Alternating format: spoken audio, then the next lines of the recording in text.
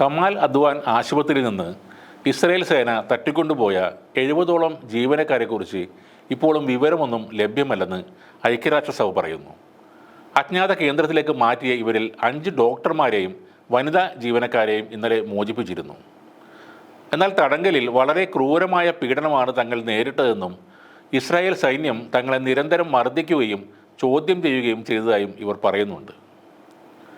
ആശുപത്രിക്ക് നേരെ നടന്ന തുടർച്ചയായ ബോംബിങ്ങിനും ആക്രമണങ്ങൾക്കും ശേഷം തിങ്കളാഴ്ചയോടെയാണ് ഡോക്ടർമാർ അടക്കമുള്ള ജീവനക്കാരെ ഇസ്രായേൽ സൈന്യം പിടിച്ചുകൊണ്ടുപോയത്. ആരോഗ്യ സംവിധാനങ്ങൾക്ക് നേരെ അതിക്രമം പാടില്ല എന്ന അന്താരാഷ്ട്ര നിയമങ്ങൾ കാറ്റിൽ പറത്തിക്കൊണ്ടായിരുന്നു ഇസ്രായേലിൻ്റെ ഈ നീക്കം. നേരത്തെ ഇന്തോനേഷ്യൻ ആശുപത്രിക്കും അൽ ഷിഫ ആശുപത്രിക്കും അൽ അഹ്ലി അറബ് ആശുപത്രിക്കും അൽ നാസർ ആശുപത്രിക്കും നേരെ ഇതേ രീതിയിലുള്ള ഭീകരമായ ആക്രമണം ഇസ്രായേൽ സൈന്യം നടത്തിയിരുന്നത്. കഴിഞ്ഞ മാസം മുതൽ തന്നെ ആശുപത്രിക്ക് നേരെ ഇവർ ബോംബിംഗ് തുടങ്ങിയിരുന്നു. നവംബർ 19 ശിശുരോഗ വിഭാഗം ICU ആക്രമിക്കപ്പെട്ടു. ഗുരുതരാവസ്ഥയിലുള്ള 100 കണക്കിന് രോഗികളും ഗർഭിണികളും ഉള്ള ആശുപത്രിയിലെ പ്രസവ വാർഡിന് നേരെയും ഇസ്രായേൽ സൈന്യം ബോംബുകൾ വർഷിച്ചു. വാർഡിലുണ്ടായിരുന്ന 2 രോഗികൾ അപ്പോൾ മരിക്കുകയുണ്ടായി.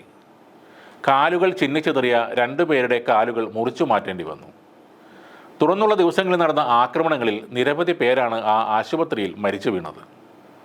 ചൊവ്വാഴ്ചയും ആശുപത്രിക്ക് നേരെ രൂക്ഷമായ ബോംബാക്രമണം നടന്നതായി കമാൽ അദ്വാൻ ഹോസ്പിറ്റലിലെ ശിശുരോഗ വിഭാഗം മേധാവി doctor Hossam Abdu Safiya CNN എന്ന ചാനലിനോട് പറഞ്ഞിരുന്നു.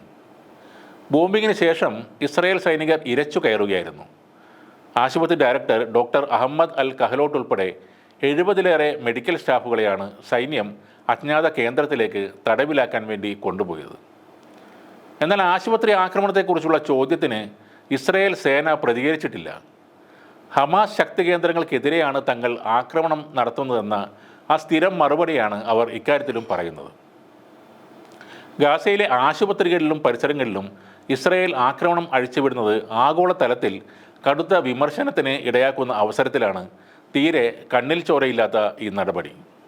ഇത്തരം ക്രൂരത ആവർത്തിക്കുന്നത് കൊണ്ടാണ് പല രാജ്യങ്ങളും ഇപ്പോൾ ഇസ്രായേലിനെതിരെ ശബ്ദമുയർത്തുന്നത്.